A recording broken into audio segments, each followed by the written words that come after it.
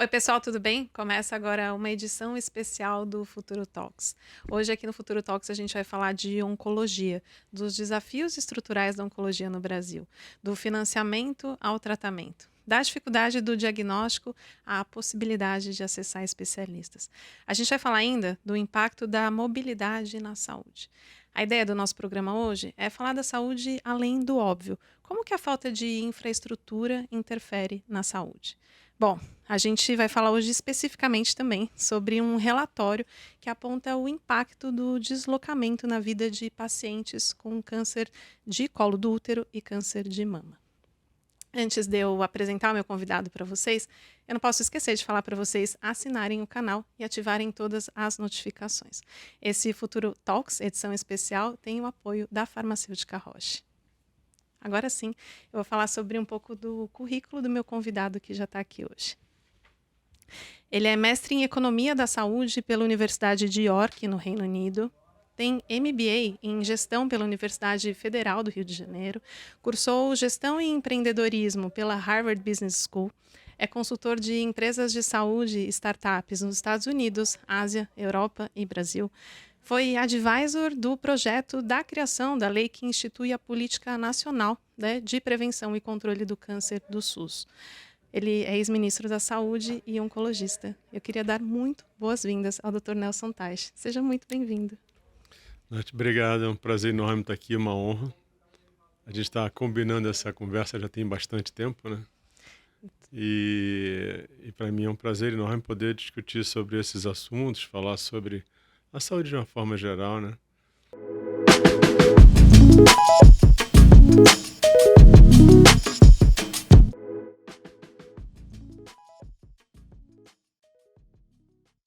Eu acho que a ideia nossa aqui hoje é discutir um pouco o que eu trouxe na abertura do câncer, além do óbvio, mas falando de infraestrutura, de dados e dos desafios. Eu acho que, e obviamente do que a gente tem em próximos passos, e acho que a gente tem essas boas notícias, né? Que com Claro. certeza você vai compartilhar com a gente. O que eu queria dizer, o que eu queria começar, na verdade, acho que mais situando a nossa audiência, é um pouco sobre o nosso cenário atual. Então, cenário atual, o que a gente sabe? Que a gente tem os desafios do envelhecimento da população, a gente tem o desafio que as pessoas têm hábitos menos saudáveis e, portanto, mais risco de desenvolver câncer. A gente tem o desafio atual, que, de fato, as pessoas têm um diagnóstico mais tarde. Quando elas chegam para tratar, elas já estão com o tumor em estágios mais avançados, nem sempre elas têm acesso aos melhores tratamentos. Então, a gente não tem um cenário assim, né, muito positivo quando a gente pensa em oncologia aqui no Brasil. Mas eu queria a tua perspectiva de se você acha que hoje a gente tem um diagnóstico mais preciso, se as coisas estão melhorando e se a gente está preparado para esses próximos anos. Sendo bem honesto, eu acho que a gente continua tendo muito mais proposta do que entrega. Continuar a ter mais propostas. Continua sendo assim. Eu não acho que a gente tenha melhorado. Nada. Nada. A grande discussão agora é se a gente consegue fazer essa melhora acontecer. É que a gente vai falar um pouco sobre, se você olhar as dificuldades que as pessoas têm no acesso, na navegação no sistema, falta de informação que não permite um diagnóstico preciso. Eu não vi nada disso melhorar. Então, acho que é uma meta que a gente tem que entregar daqui para frente. Porque hoje, o que acontece hoje, quer dizer, talvez eu estou mais de 40 anos nesse negócio. Uhum. Então você começa a ficar, você não tem mais nenhum deslumbramento com promessa. Entendeu? Quando alguém me diz hoje, olha, eu estou fazendo isso, estou fazendo aquilo, eu falo, como é que era antes de você? Como é que ficou depois? Para quem? Qual o impacto e como é que você mediu? A chance de alguém te dar uma resposta para isso é quase zero.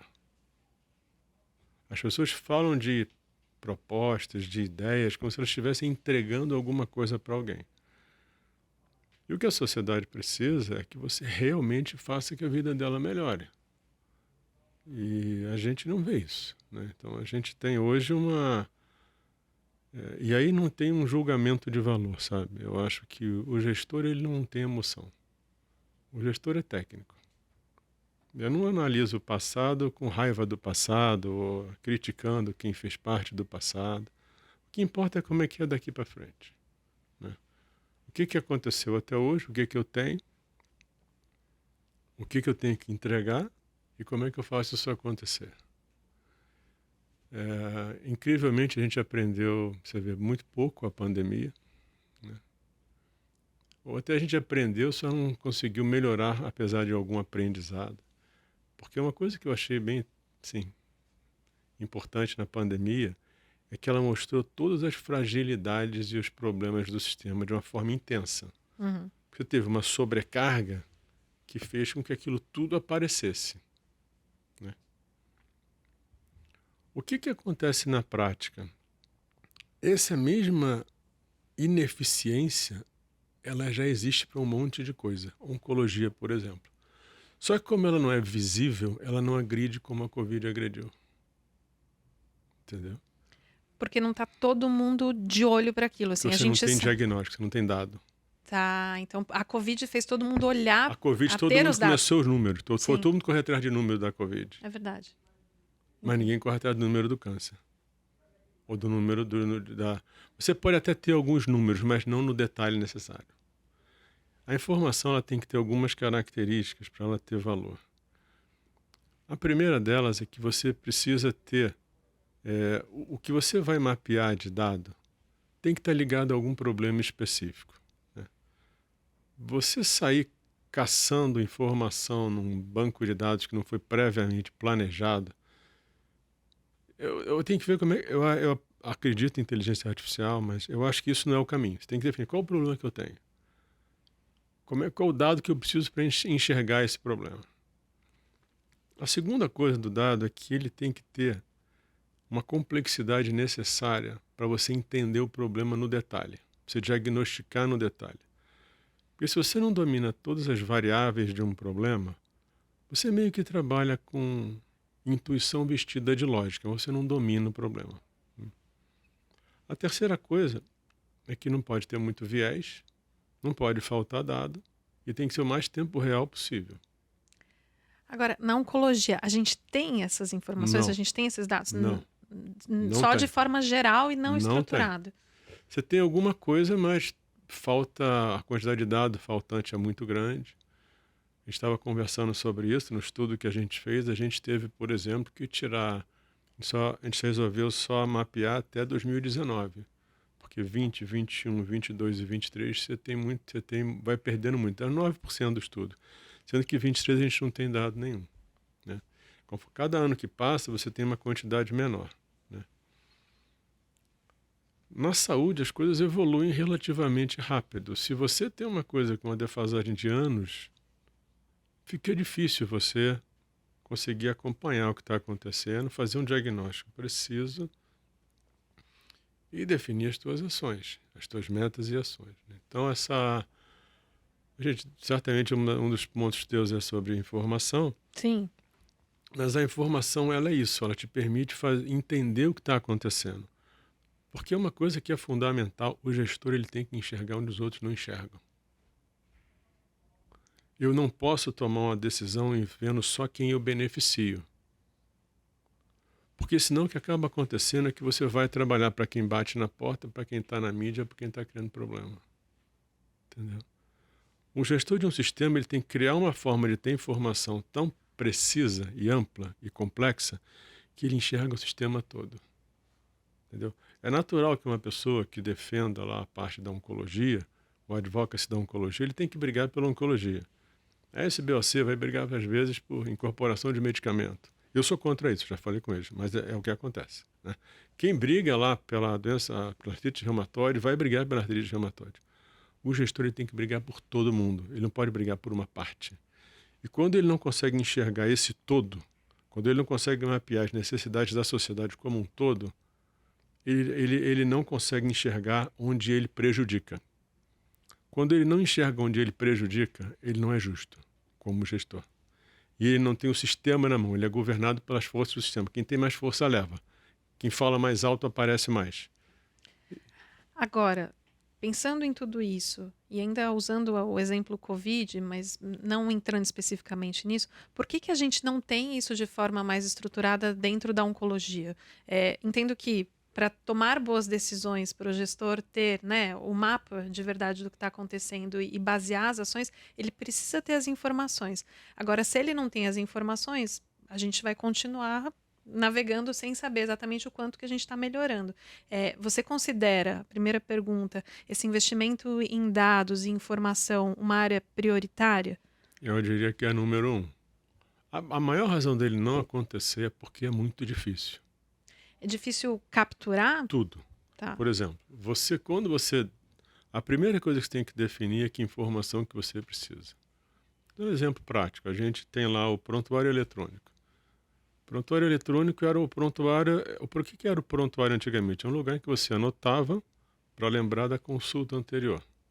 Então esse prontuário era voltado para o paciente que você atendeu, e quando ele voltar, você vai ler aquilo e vai lembrar o que ele tem, vai rever alguns pontos e vai fazer a consulta do dia. De repente, a gente chega à conclusão de que a saúde é complexa. Para melhorar, eu preciso de dado. Aí você quer transformar o prontuário agora num banco de dados. Só que você não cria condição para que isso aconteça. Vou te dar um exemplo prático. Quem vai lançar o dado no banco de dados do prontuário eletrônico desse novo? É o médico. Já nasceu morto o seu projeto. Porque o médico não tem tempo para isso. Não tem tempo, não tem paciência, não tem vontade. Entendeu? Então, um dos grandes problemas da informação hoje é você não criar condição para que aquilo aconteça. É tudo muito superficial e romântico. Entendeu? E saúde custa caro. Informação custa caro. E tem que tomar cuidado que você não vai pegar informação para o sistema ficar barato. Você vai pegar informação para o sistema ficar melhor. São duas coisas que as pessoas confundem também. Às vezes as pessoas discutindo o que elas vão fazer para baratear o custo. Você não vai baratear o custo do sistema. A gente vai falar um pouco sobre investimento em saúde. A saúde só vai aumentar o custo. O que você vai fazer é usar o dinheiro eficiente e reduzir o que a gente chama de desperdício. Que desperdício também é uma coisa vaga. Tem umas palavras que elas são fortes, mas são vagas. Muito vagas. Tá? Porque o que eu falo, o que é desperdício para um, para outro é receita, EBITDA e lucro. E às vezes você está, dependendo do foco que você tem, o sistema... Porque o sistema, o que acontece? Por que o sistema é eficiente? Se você pensar em dinheiro, provavelmente sim. Se você pensar em cuidado, certamente não. Entendeu? Porque eu também sempre coloco isso. O sistema de saúde não quebra. Ele se adapta, ele se ajusta. Como é que ele se ajusta? Ele tira acesso. Eu acho que, pensando nisso que você está trazendo, vale essa reflexão do financiamento. Porque você já me disse uma vez que países como o Reino Unido, que são referências para o SUS, inclusive, investem um valor 10 vezes maior do que o SUS e 4 vezes maior que a saúde suplementar. E aí, você disse agora, né, que o sistema ele se reorganiza. Não quer dizer que ele vai entregar a melhor coisa, mas ele se reorganiza. Então, como que o nosso SUS sobrevive tendo 10 vezes menos dinheiro do que o sistema de saúde do Reino Unido e a nossa saúde suplementar? Todo o sistema de saúde sobrevive. Nenhum sistema de saúde quebra. Nenhum sistema de saúde vai à falência. O que você discute no sistema de saúde é qual é a eficiência do uso do dinheiro que você tem para você. Entendeu? Não importa o dinheiro que você tem. Se você usar bem, você vai ajudar muito mais do que você pode, se você usar mal. Né? Para as pessoas terem uma ideia disso, né, em 22, ano passado, a gente gastou mais ou menos R$ 1.900 por pessoa no SUS. 1.900 por pessoa no Por SUS. pessoa por ano, 22. Ou seja, qualquer coisa que uma pessoa tenha que fazer num tratamento seria essa média. O orçamento do SUS foi uns 400 bi ano passado, deu mais ou menos R$ 1.900 por pessoa. Tá. Quando você vai para a saúde suplementar, dá mais ou menos uns 4.800. 4.700, 4.800. Quando você vai para o Reino Unido, eles gastaram mais ou menos 23 mil. Se você pegar só o sistema público, dá uns 21. Né?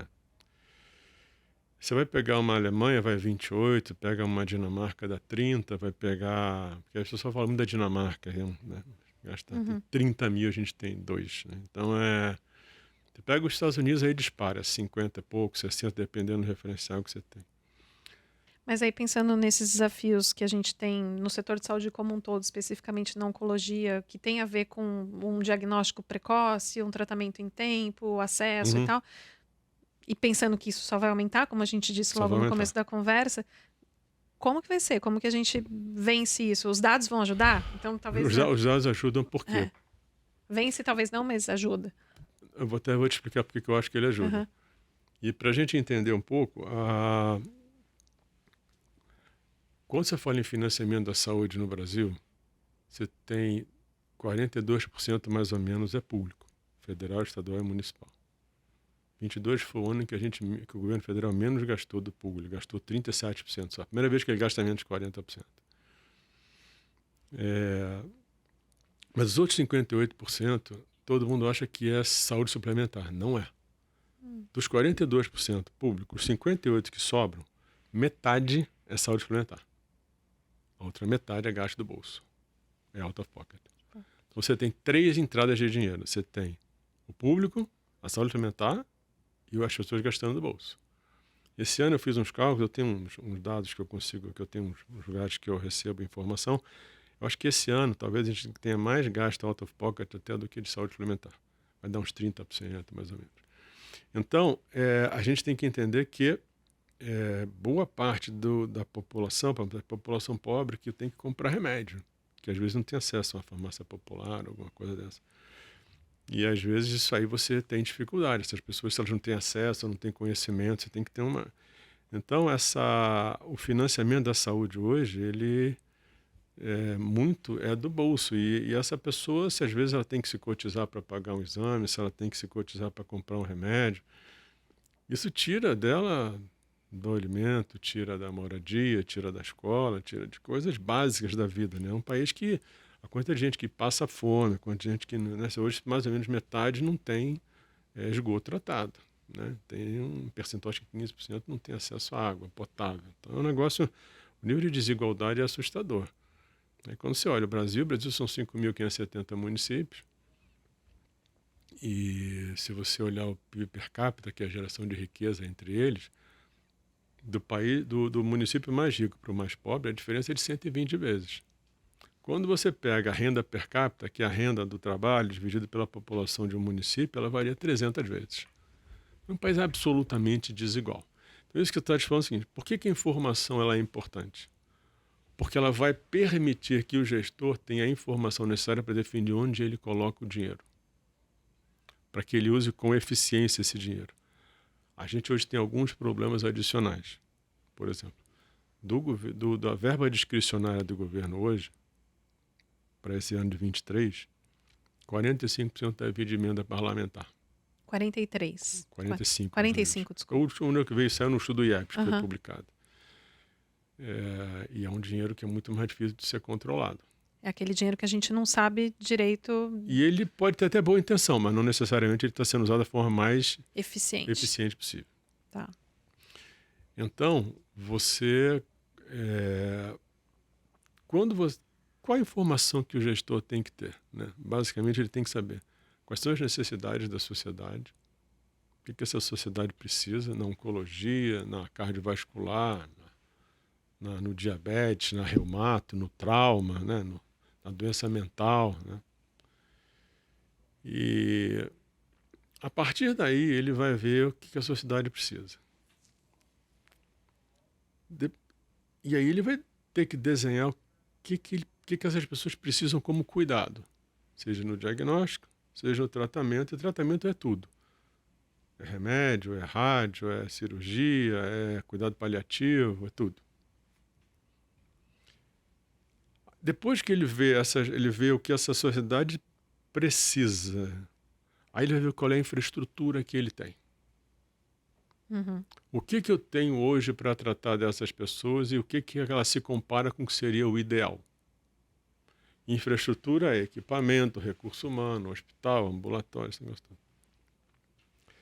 Depois que você tem esse dado sobre infraestrutura, você tem uma outra que você tem que saber, que é acesso e operação.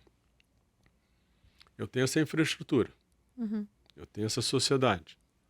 Quem consegue chegar E quem chega, como é que ele navega no sistema.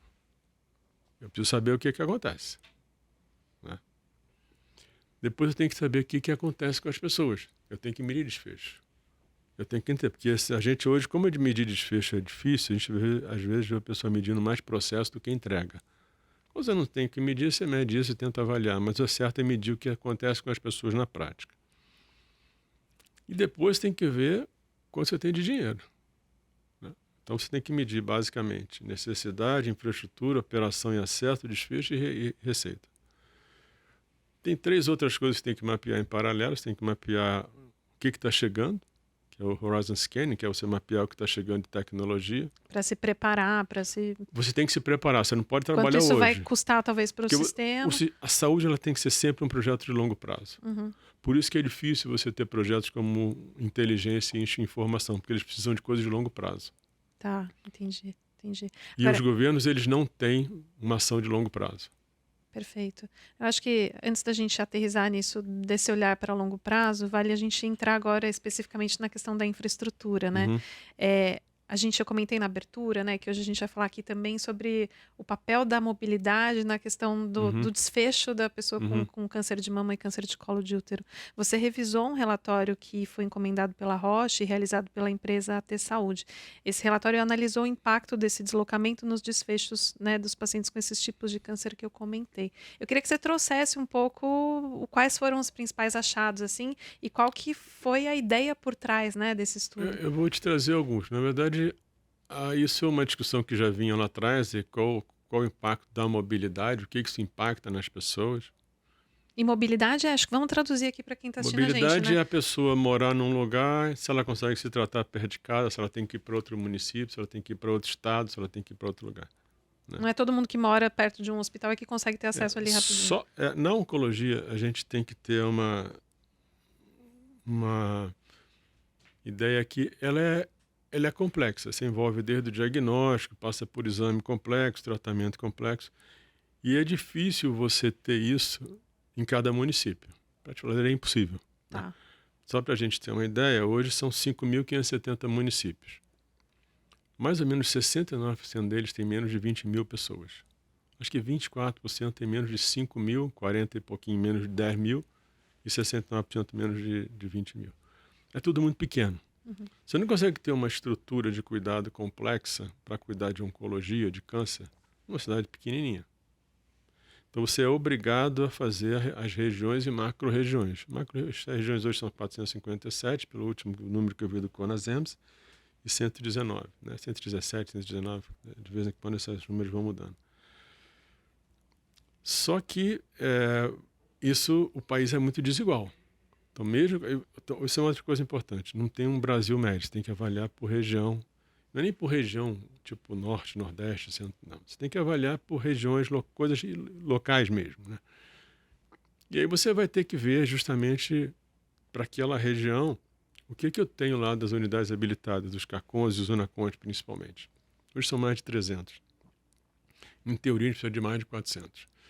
Mas como é que estão distribuídos? Como é que está o processo do diagnóstico? As pessoas conseguem chegar no diagnóstico, as pessoas conseguem chegar no tratamento. Então,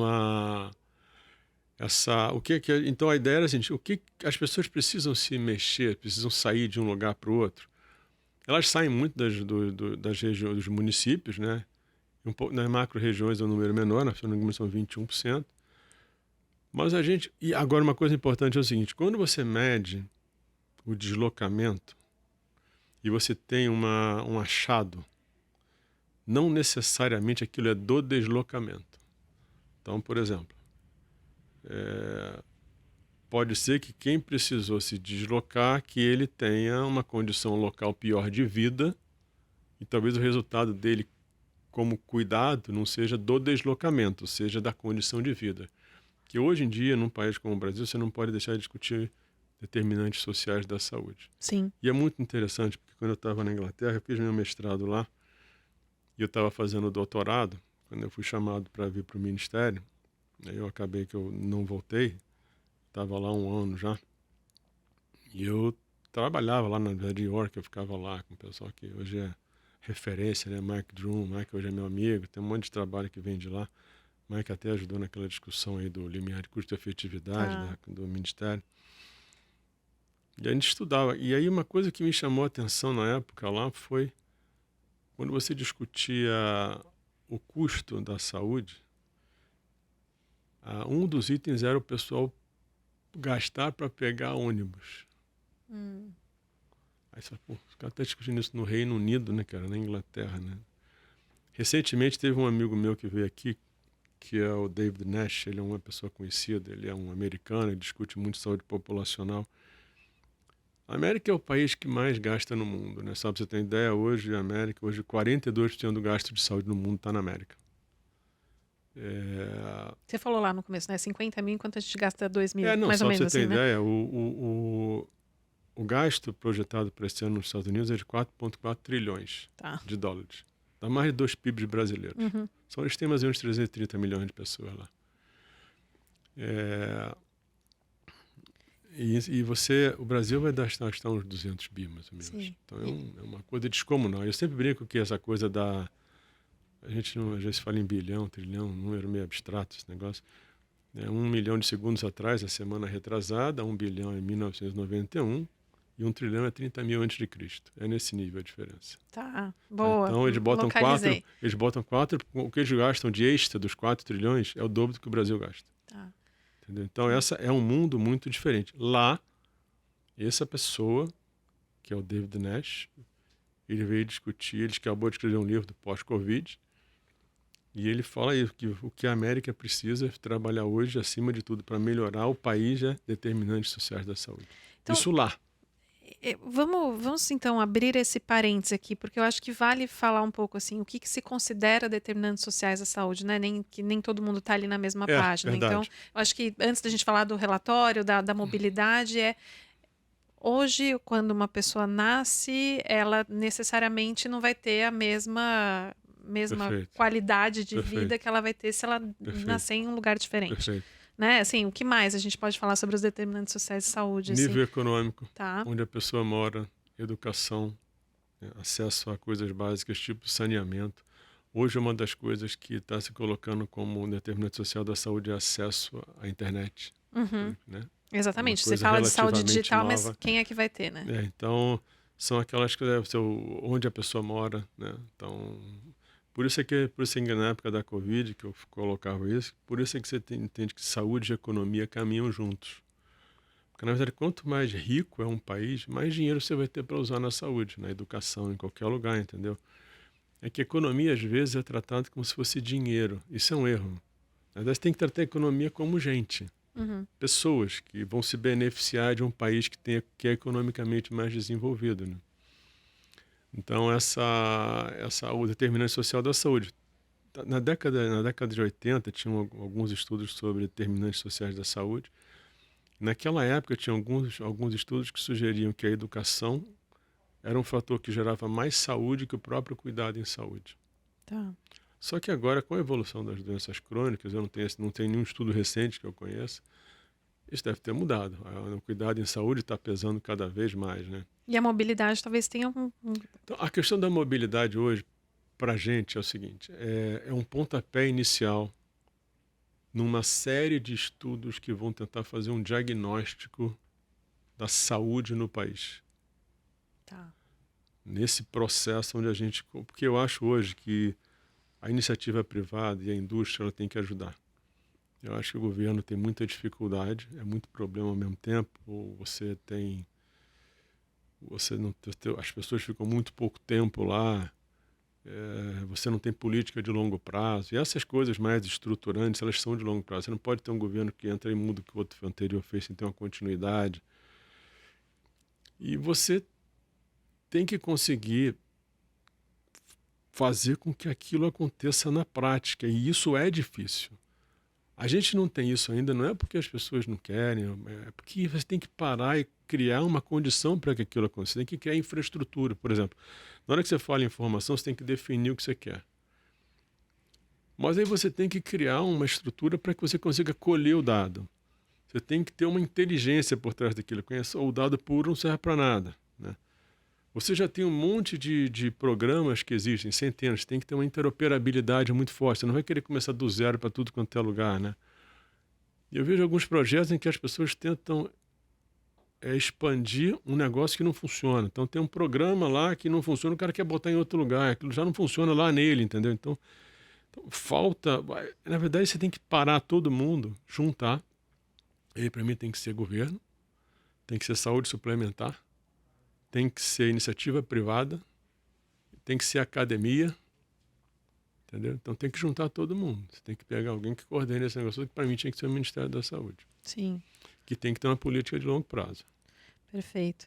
Agora, vale a gente entrar um pouco no específico do estudo? Eu tive a oportunidade de ler, pelo menos uma prévia, acho que dos Eu vou resultados. passar alguns dados que eu acho que são importantes e que podem... Mas acho que antes, só para aterrissar um pouco assim, né? A gente... o estudo fez um monitoramento de como que as pessoas com câncer de mama e câncer de colo de útero acessam os serviços de saúde para os seus tratamentos. Isso. E a partir daí você definiu quanto tempo elas levam para ter esse acesso e o quanto isso impacta no desfecho, né? O resultado que elas têm com um determinado tratamento. É mais ou menos isso? Mais ou menos. O que acontece? A gente avalia o deslocamento e a gente mede alguns desfechos, tipo lei dos 60 dias, sobrevida. Só que eu não posso afirmar que isso acontece por causa do deslocamento. Claro. Por isso que eu entrei nos determinantes sociais. Mas tem alguns números que chamam a atenção. Por exemplo, independente do nível de deslocamento, por município ou macro-região, mais da metade das pessoas não consegue fazer a lei dos 60 dias. Que já é um... Mas é por causa disso. Eu digo que esse tipo de estratégia é à espera de um milagre. Porque você tem um negócio que não funciona, cria uma lei, não muda absolutamente nada e acha que daqui para frente as coisas vão mudar. Entendeu? Sim. A lei dos 60 dias, assim, só Qualquer trazendo lei. aqui para as pessoas, significa que qualquer pessoa que tenha um diagnóstico do câncer tem até 60 dias para iniciar o seu tratamento. É isso, né? Uhum. Então, o estudo hoje com o diagnóstico, já ali, tem o 10 relatório. anos a lei. O relatório mostrou que, na verdade, metade das pessoas... Mais da metade não tem essa lei cumprida. não consegue. Ou seja, tem o diagnóstico, mas passa dos 60 dias sem a continuidade. E você vê, essa lei tem 10 anos, mais ou menos. Então, aí que eu te falo, não adianta você criar uma lei, um projeto, uma portaria, seja o que for, se você não cria condição para que aquilo aconteça na prática. Hoje a minha maior meta, até esse projeto que eu estou ajudando o pessoal lá, os deputados, Silvia, Wellington, são fantásticos, as pessoas, é tentar fazer com que isso realmente chegue nas pessoas. Eu estava de uma vez que eu fiz uma das apresentações que eu fiz na Câmara, os deputados estavam chateados porque as leis às vezes não aconteciam como eles queriam. Eu falei, cara, você tem que criar uma lei, depois tem que criar outras, que vão ser as leis que vão fazer essa que você criou acontecer na prática. Porque o fato de criar alguma coisa sem você diagnosticar todas as barreiras que existem para que aquilo aconteça, o diagnóstico passa por isso. O diagnóstico é você fazer, olha, quais são os entraves que eu tenho hoje, quais são os gargalos que eu tenho hoje. Eu estava conversando com eles. Mais importante do que você diagnosticar um problema, o diagnóstico ele tem coisa... Primeiro, você diagnostica o problema. A segunda coisa que você tem que diagnosticar é o tamanho dele. Porque só saber o problema fica vago. Tem que entender o tamanho dele. Num país continental como o Brasil, qual o tamanho dele nos diferentes lugares. Ele não vai ser igual em tudo quanto é lugar. Depois você vai entender por que as coisas não funcionam. Entendeu? Então você tem que entender o tamanho do problema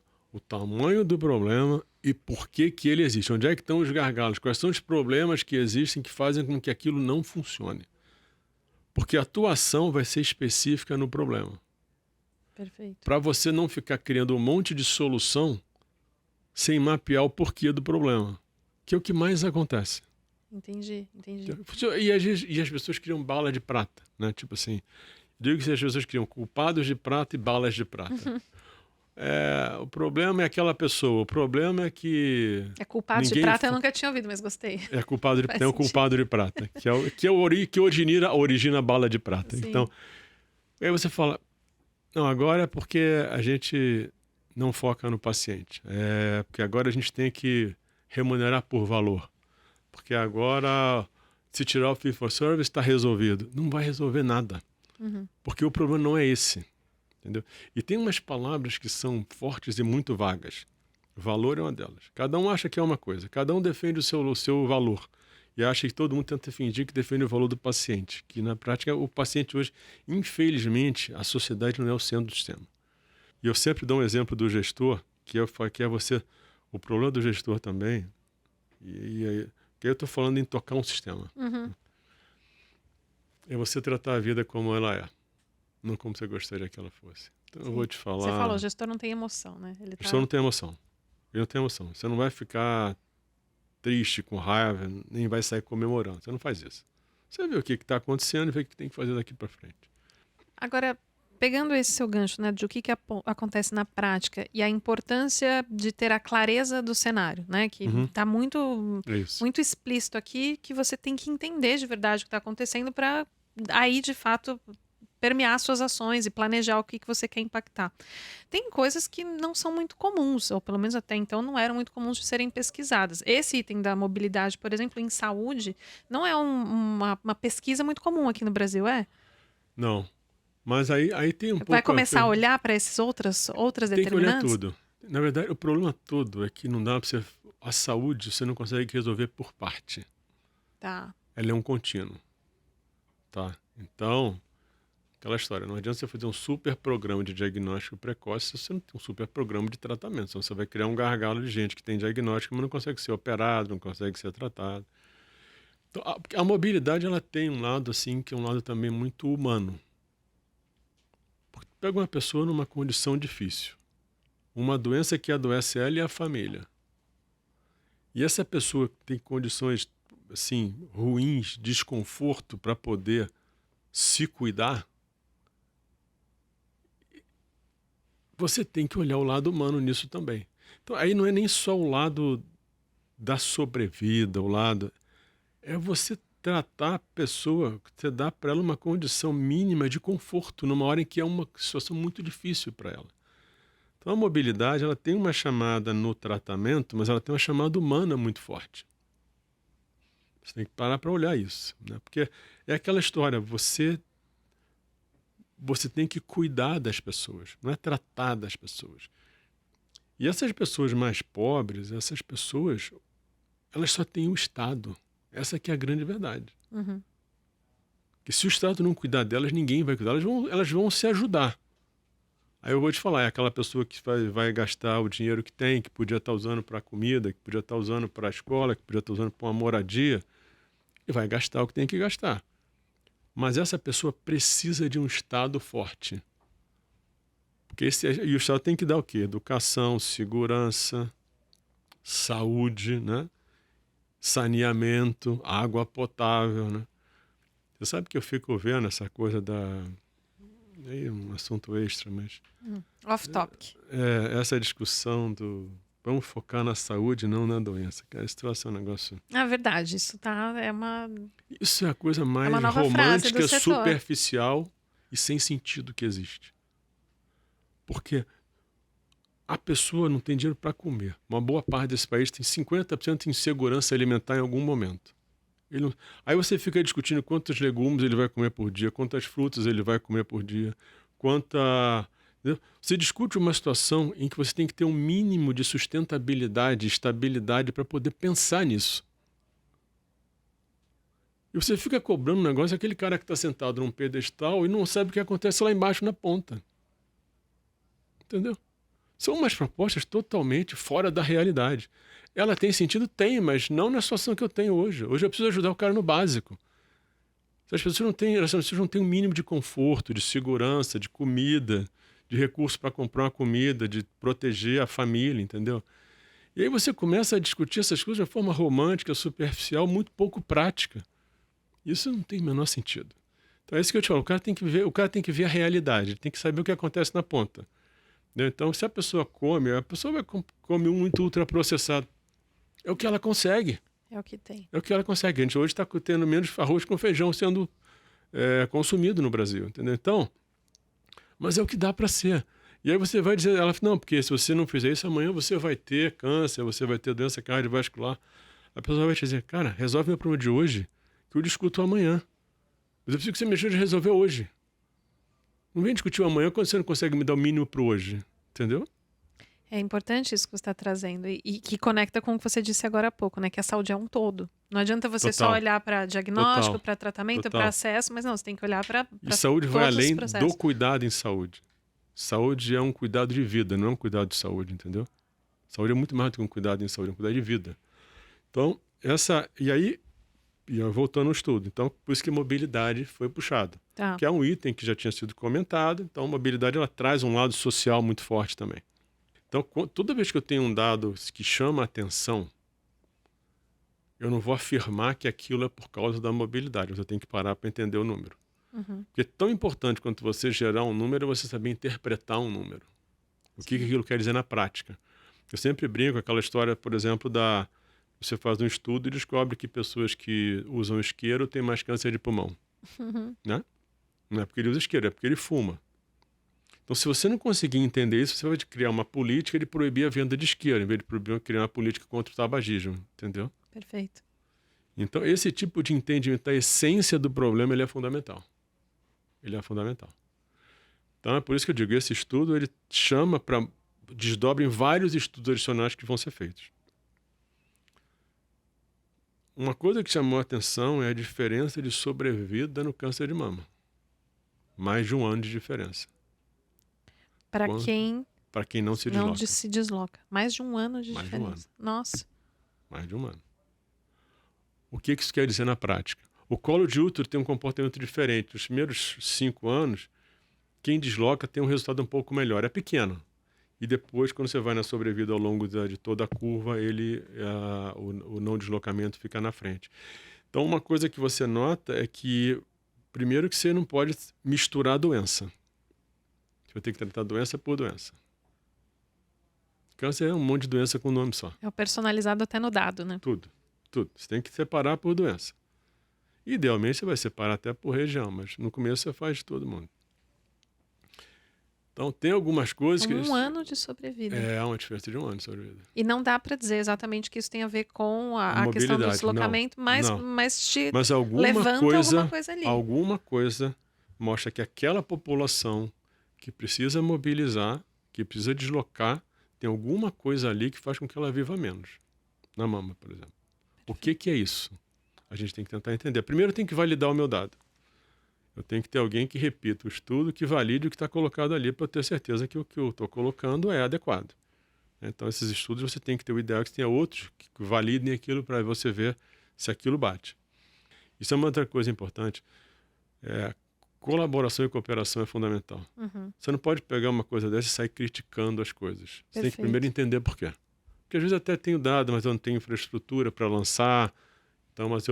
Porque aí, quando eu falo do dado, da informação, eu tenho que entender. Porque às vezes você até tem, mas não consegue jogar aquilo num banco para ser analisado. São problemas distintos. Você colheu aquilo ali, mas não conseguiu jogar para ser analisado. Então, quando você vai avaliar a parte da informação, você tem que analisar a gente chama de, até o André comentou, a jornada da informação. Como é que ela caminha? O que você precisa para aquela jornada acontecer de uma forma confortável? Mas o que chamou a atenção foi justamente a gente ter que limitar os dados de 2019, dentro do que existe hoje disponível, porque os outros anos a gente não conseguia ter o dado numa qualidade mínima para a gente poder analisar, né?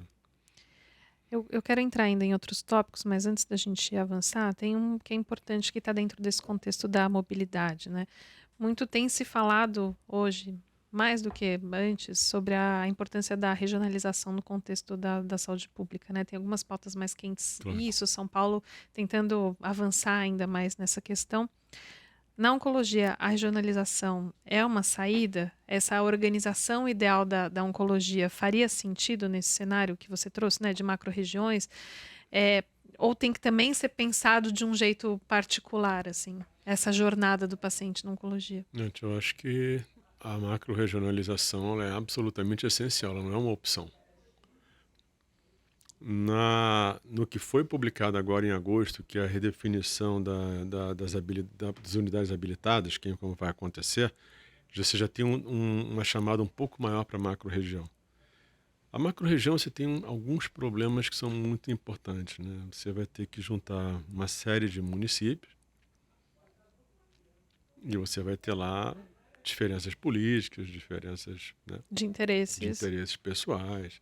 Então, o quanto a gente vai conseguir fazer com que a saúde seja colocada de uma forma suprapartidária, para que você consiga tirar essas barreiras políticas da nossa capacidade de estruturar o sistema e entregar uma coisa melhor para a sociedade. Essa é uma discussão grande, porque, como eu falei, quando você vai na saúde, quando você vai na iniciativa privada, a prioridade é o interesse dos acionistas. Tudo bem. Eu, como gestor, vou usar o que ele tem de bom e vou neutralizar o que ele tem de ruim. Quando você vai para o sistema público, os interesses pessoais, políticos e partidários, se eles falarem mais alto, a sociedade continua não estando nesse primeiro plano. Então, hoje a gente precisa, É uma a gente pactuação. precisa que de verdade a sociedade esteja em primeiro lugar, que é uma coisa que a gente não tem hoje.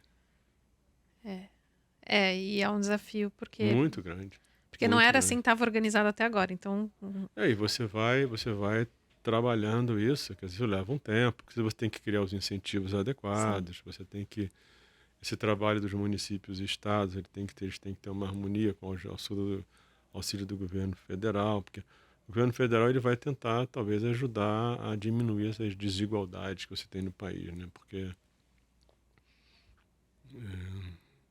se imaginar 5.570 municípios é muito lugar diferente, né? Com características bastante distintas.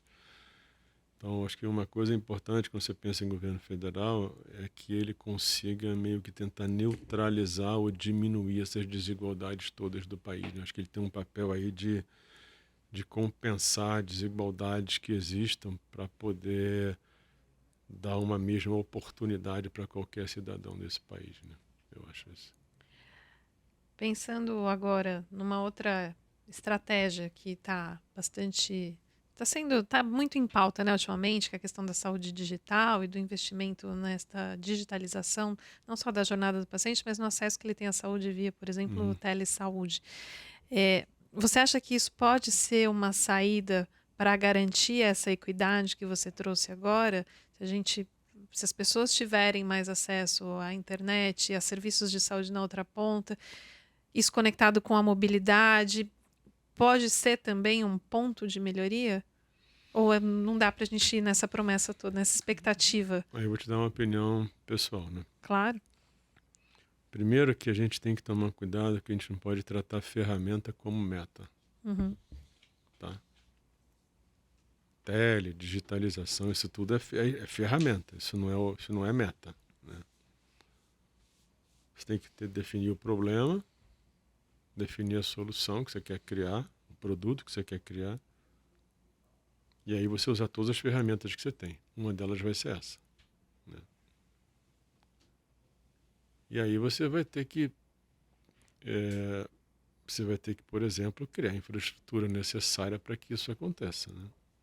Você corre o risco de você só ter uma coisa cada vez melhor nos lugares que já tem alguma coisa boa. Isso vai aumentar a desigualdade, né? Mas eu acho que essa parte da teleconsulta, ela tem uma coisa que me chama a atenção, que é o conforto para o paciente. Uhum. Ele não tem que se deslocar, Sim. né? Ele não tem que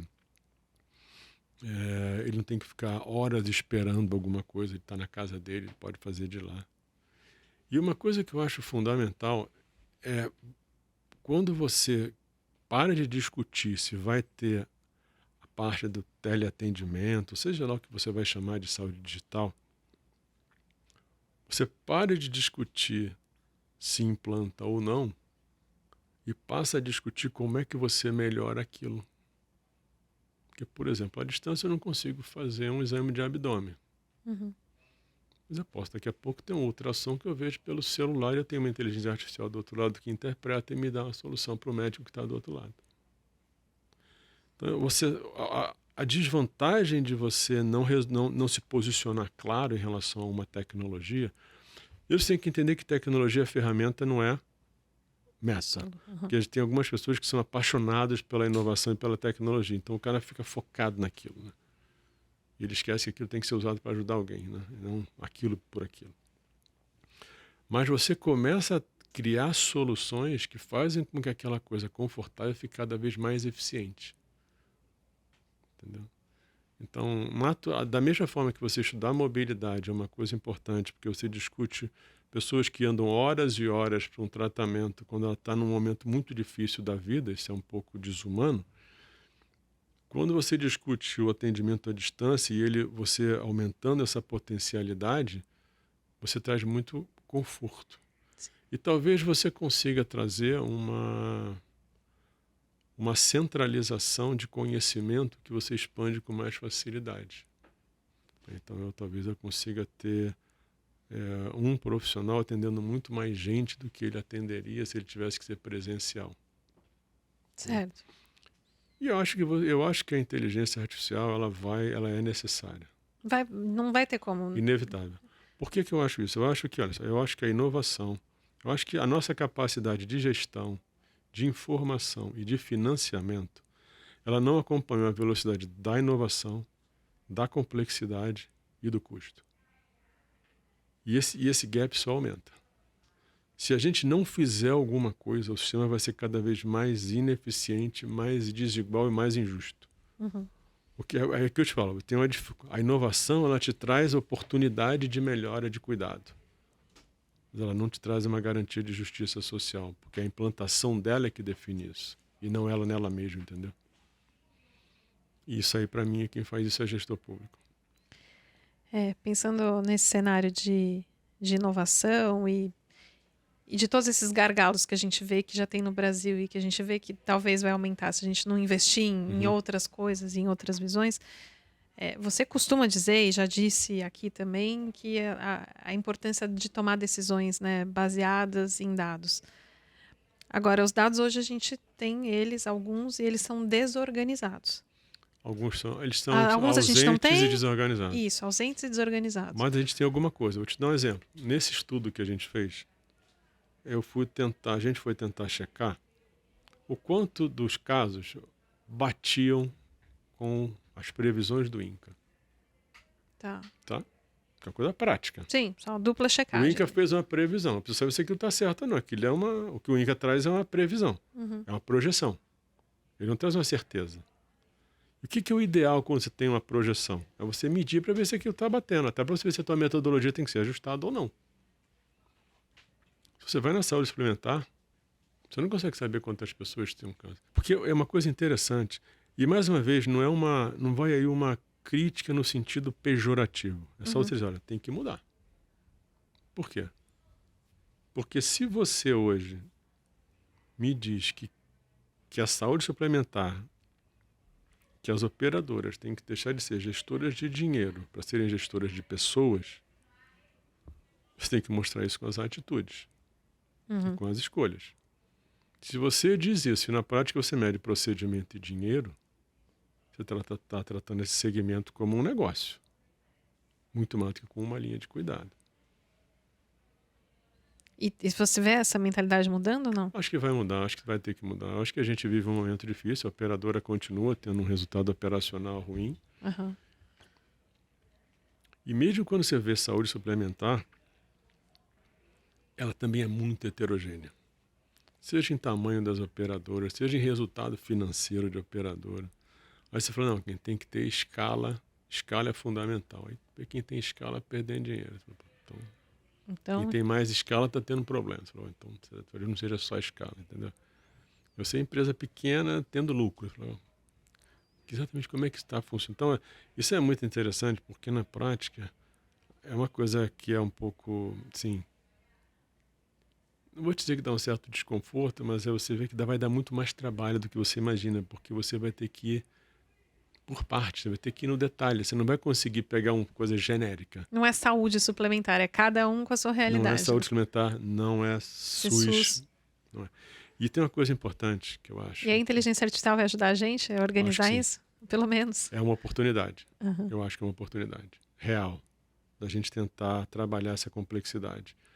Porque, na verdade, você pode até ter política, você pode até ter lei para o SUS. Uhum. A política tem que ser para um país. Tem que incluir saúde suplementar e SUS. Porque eu acho que eu comentei que é um erro você achar que só porque alguém tem saúde suplementar que ele é bem tratado. Não é.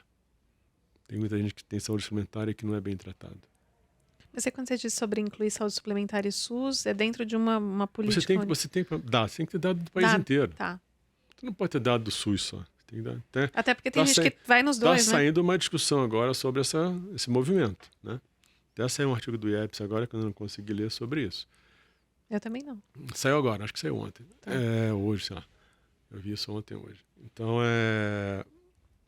essa parte você tem que entender, até porque existe um movimento. Tem pessoas que têm saúde suplementar que são atendidas no SUS, tem gente que vai perder o plano e vai ter que ser tratado no SUS, entendeu? Como é que é essa superposição SUS-saúde suplementar, como é que isso funciona? Então, você tem que olhar, o diagnóstico tem que ser do país, né? E a gente sabe que a saúde suplementar hoje, ela não é, por exemplo, ela não é um sistema, ela é um conjunto de empresas, interesses distintos, às vezes opostos, mas ela não é um sistema. Então, como é que você vai minimamente fazer isso funcionar, né, dentro de um pensamento de sistema? E, para mim, eu acho que o Ministério ele deveria ter mais interação com a saúde suplementar.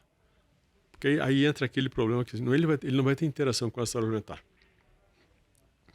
Ele não está cuidando da saúde suplementar, ele está cuidando das pessoas que têm saúde suplementar. É completamente diferente. Porque senão você tem que tomar cuidado para não trabalhar isso de uma forma ideológica. E você começa a defender muito mais as instituições do que as pessoas. Se eu começo a achar que a saúde suplementar é inimiga do SUS, eu começo a criar uma briga. E eu começo a defender o SUS como se o SUS e o outro fosse o bandido. Eu tenho que sair disso. Eu tenho que olhar para as pessoas. Não importa onde ela esteja nesse país, eu vou cuidar de todo mundo porque é o meu dever como país, como Estado. E você está vendo esse movimento, essa visão mais convidativa para a saúde suplementar? Não sei, acho que não. Ainda não, né? Acho que não. Mas isso é uma coisa que tinha que mudar. Tinha que mudar. Porque você tem que focar na pessoa, você tem que focar na sociedade. Isso é a diferença. Você começa a defender a instituição em vez de defender pessoas. Claro. Você não pode fazer isso. Como gestor, você não pode fazer isso. Você tem que defender um país, você não defende um grupo, entendeu? Sim. Vamos entrar agora no projeto de lei. Eu acho que esse é o momento da gente trazer um pouco todo esse bastidor da construção, o momento atual e o que você prevê para o futuro, né? O que tem que acontecer de verdade. A gente está falando do projeto de lei 2952/2022, que tem como objetivo criar a lei que vai instituir a política de prevenção e controle do câncer no SUS. Então, eu queria entender um pouco como estamos agora e o que tem que ser feito para que esse projeto, de verdade, saia do papel e vire uma política de câncer. Eu acho que a primeira Para a gente não conversar daqui a 2 anos e falar... aquilo que a gente falou. Como é que a gente faz para que isso aconteça na prática, né? Sim. Uma coisa que eu acho que está sendo feita, quem está fazendo é o Cláudio, que trabalha com a Silvia, ele está visitando todas as unidades habilitadas. Então está indo na ponta para entender o que acontece. Obviamente, é tudo muito heterogêneo, como tudo, né? Mas isso é um começo. É você chegar na ponta e ver o que está acontecendo. A segunda coisa a portaria já falava muita coisa que a lei vai estar falando, mas como é que a gente consegue estruturar a informação? Eu tenho que ter um dado de como é que essas unidades habilitadas estão atuando.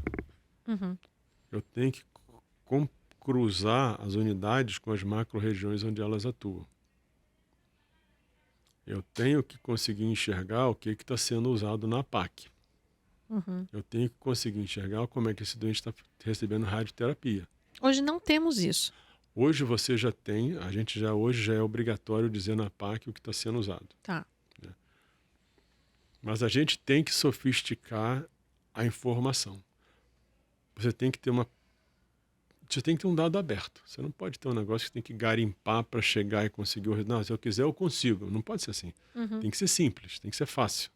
Tudo que é complicado demais, as pessoas tendem a não fazer. Sim. Né? Então, eu acho que a minha esperança em relação... É que a esperança não pode ser em relação à lei, né? A esperança é em relação à implantação dela. Uhum. Como é que você vai fazer aquilo acontecer na prática?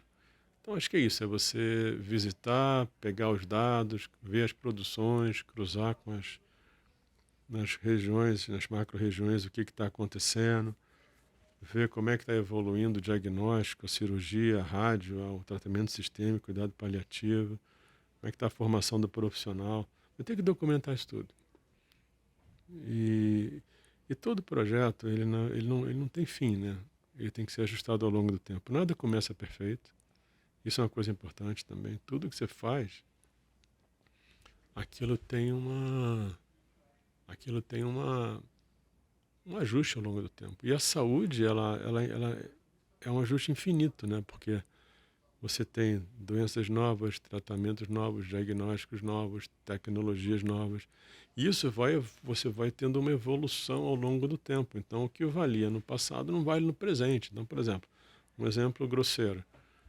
Eu não posso pegar um estudo sobre câncer sei lá, algum tipo de câncer, comparar 20 anos atrás, quando eu estadiava com radiografia e ultrassom, e hoje eu estou estadiando com PET. O estadiamento 4 de 20 anos atrás não é o estadiamento 4 de hoje. São populações completamente diferentes. Então eu tenho um tempo onde eu tenho que... Aquela informação já não é mais conciliável com a informação atual, porque as tecnologias evoluíram muito, as doenças mudaram, né? São doenças novas. Hoje você tem doenças raras e ultra raras cada vez acontecendo. A gente teve em 2022, mais ou menos, a gente teve mais ou menos 2.300 novos estudos em câncer, né? 2.300. Mais ou menos, um pouco mais de 2.300. Mundo. No mundo. Uhum. Desses aí, 1.800 eram doença rara. Hoje, os estudos em oncologia, a maior parte deles é voltado para doença rara. É porque quando você começa a criar aquela coisa da medicina personalizada, você começa a criar subgrupos. Quando você cria subgrupos, você está tratando de doença rara. Você começa a tratar um número pequeno que tem aquela mutação XYZ, né? Isso é uma coisa que o gestor vai ter que também atentar muito, porque a medicina personalizada ela só vai aumentar o custo, ela não vai baratear custo. Você acha que... Eu estou pensando aqui na política e em todas essas informações que você trouxe agora, né? De que o custo vai aumentar, desse investimento nas doenças raras, e nessa falta de dados, nessa falta de organização. No fundo, vai ter que... É aquela expressão ali, trocar o pneu com o carro andando. As coisas vão sendo organizadas Isso. conforme... Mas tem que ter um norte. Isso. Eu entendo que a política é um norte. Na gestão, eu sempre digo que você tem que ter assim meio que 7 pilares. Uhum. Né? O primeiro deles é a estratégia. Uhum. A estratégia na saúde, para mim, são as escolhas que você tem que fazer. Uhum. Quem é a população que você vai cuidar? Você tem que definir. Naturalmente, no sistema público é mais ou menos fácil, né? É a sociedade. Uhum. Mas aí as outras escolhas são as mais difíceis, que são até onde eu vou dar. O quanto realmente eu quero equilibrar a equidade, universalidade e integralidade. Né? Porque a equidade é aquilo, não importa quem você seja, você é um brasileiro ou vive no Brasil, não importa o que você tenha, você vai ser tratado igualzinho a qualquer outra pessoa. Na universalidade, você diz, olha, isso aí, inclusive, não importa onde você esteja nesse país, você vai ser tratado igual. A integralidade é que pega. A integralidade é o seguinte, se eu tenho pouco dinheiro e eu quero tratar todo mundo igual, não importa onde ele esteja, o que eu consigo dar? E, óbvio, e o objetivo sempre é dar o máximo possível. Mas como é que eu faço isso, né? Então você vai ter que fazer algumas escolhas. Onde é que você vai alocar o teu recurso financeiro, né? Sim. Que tipo de... quanto você vai distribuir em cada doença. Porque às vezes, esse ano a gente foca em oncologia. Uhum. Esse tipo de coisa, para mim, sabe, é muito pouco técnico. Não dá para escolher um assunto. Tu não vai Isso. ter tão oncologia. Vai ter alguma coisa da área de oncologia que é importante, vai ter alguma coisa da área de cardiovascular que é importante, vai ter alguma coisa da área de diabetes que é importante, vai ter alguma coisa de trauma que é importante, né? Então, essas coisas me parecem rompantes, sabe? Uma coisa mais emocional do que técnica. Sim. Então, eu tenho conversado sobre isso, sobre o negócio da câncer na mulher. A câncer na mulher é mama e colo de útero, né? Uhum. Só que, quando você vê a mortalidade por câncer na mulher, a segunda é câncer de pulmão. A terceira é colo retal.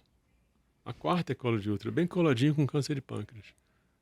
Então, você não Interessante. pode falar de câncer na mulher sem falar em pulmão e colo retal. Tem o corpo inteiro. Entendeu? Você não tem que falar em câncer de órgão da mulher, você tem que falar em câncer da mulher. Tá. Então você tem que parar de repetir as coisas sem pensar. Você quer focar no câncer na mulher? Cara, pulmão e colo retal tem que entrar. Não tem como você discutir só câncer de mama e câncer de colo de útero. Porque a maior mortalidade está aí. Perfeito. Entendeu? Perfeito. Esse tipo de coisa é que tem que ser mais trabalhada, mais pensada. Isso já me dá o gancho para, infelizmente, a nossa última pergunta. O tempo passa tão rápido na conversa que tem mais 1 milhão de pautas que eu acho que a gente tem que fazer uma parte 2 ou 3. Tá bom, Mas a gente faz. mas eu acho que, pensando em tudo que você trouxe aqui, né? E acho que você foi na jornada inteira, né? Da importância dos dados, da informação, dessa decisão baseada em evidência, a geração de evidências, Sim. esse olhar pro paciente, né? Tem que olhar para a sociedade. Como que você vê, assim, 2024 na oncologia? E essa é a sua última pergunta, assim, uma análise qual que são as suas expectativas. Bom, eu espero que a gente consiga trazer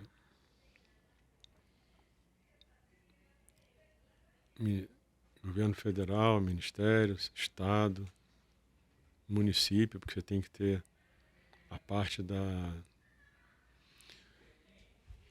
atenção primária. Isso é uma outra coisa também que a gente tem que deixar claro, que a atenção primária não vai conseguir resolver a oncologia. Isso é um erro colocar isso. A atenção primária ela é fundamental num país pobre, mas você achar que ela vai coordenar a oncologia, isso não tem o menor sentido. Então a gente tem que trabalhar todos os gargalos que a gente tem. Vou te dar um exemplo prático que eu tenho que colocar também. Você tem um trabalho que foi publicado pelo pessoal agora eu vou lembrar. Foi publicado sobre o último quadrimestre do ano passado. Para você ter o repasse, está mudando um pouco agora, mas um dos itens de repasse do governo federal para atenção primária do Impulso, o pessoal do Impulso publicou isso. É o Previne Brasil, que são 7 itens. Dos 7, 4, um é medir pressão arterial, medir 2 vezes por ano, medir hemoglobina glicada, tem uma parte de vacinação, e um é colher o copo citológico. Tá? Na atenção primária é colher. Processar já é média complexidade. Nesses 4 itens, mais de 80% dos municípios não bateu a meta. Nossa. Tá, então a meta é a seguinte, a pressão arterial. Você tem 100 pessoas que deveriam fazer, você diz que tem que medir em 50 e não mede nem 30. É nesse nível. Mesma coisa para o copo citológico. Então, o copo citológico é um pouco mais, mas não bate meta. Tá? Então o que eu te digo? A gente tem que começar a entregar o básico. A gente discute o sofisticado e não entrega o básico. Tá? Então, o que eu espero para 24? É que a gente consiga ter discussões, e aí voltando, estratégia é isso, que eu vou investir. Tem que ter um planejamento, tem que ter longo prazo, liderança e coordenação, né? Que para mim, eu acho que tem que ser do Ministério, trabalhando muito próximo de Estado, município e ANS, e saúde suplementar, e da sociedade, obviamente. Mas e eu digo o seguinte, liderança e coordenação. E para mim, a definição de liderança é o seguinte, quem é o grande líder? É aquela pessoa, aquela instituição que você prefere estar com ela do que sozinha. Você não está com ela porque você é obrigado, é porque é a sua melhor opção. Líder é isso, um cara que você fica com ele por opção, não por ser obrigado. Então o governo federal precisa se tornar a melhor opção para Estado, município e saúde suplementar. Caso Perfeito. contrário, ele não é um líder legítimo. Ele é um líder imposto. Não existe líder imposto. O líder só é real quando ele é legítimo, né? Você precisa ter uma execução muito bem feita e acompanhada. Você tem que ter informação que acompanha isso tudo. E você tem que ter comunicação, tanto interna quanto externa. Você tem que comunicar com a sociedade, comunicar internamente. Se você não tiver esses 7 domínios funcionando em paralelo e bem, a tua chance de entrega é pequena. Então, com a força que o Legislativo tem hoje, com a proximidade que a gente tem do Ministério, e acho que com o trabalho que se pode fazer em Ministério, Governo do Estado e município, acho que até hoje a gente tem a conversa com a saúde suplementar também. O que seria ideal é que a gente conseguisse aproximar todas essas pessoas numa visão suprapartidária, para que a gente conseguisse realmente focar na sociedade e nas pessoas. Se eu pudesse focar alguma coisa para 24, seria conseguir construir essa operação de colaboração. E traria também, obviamente, academias, tem que trazer iniciativa privada, tem que trazer tudo isso. Mas eu acho que talvez criar uma visão de longo prazo e com uma visão de colaboração de todas essas partes, acho que seria o ponto fundamental para começar uma mudança. Muito bom, muito bom. Fechando com chave de ouro ali. Acho que assim, pensamento de colaboração é uma tendência, mas poucas pessoas fazem na prática, né? Eu queria muito te Um agradecer. prazer estar aqui, é uma honra. Bom Super estar aqui honra contigo. para mim. Obrigada mesmo. Obrigadão. Obrigado, Nath. Eu queria agradecer demais também a todos vocês que acompanharam a gente até agora. Se você não assina o canal, não se esqueça de assinar. Até a próxima.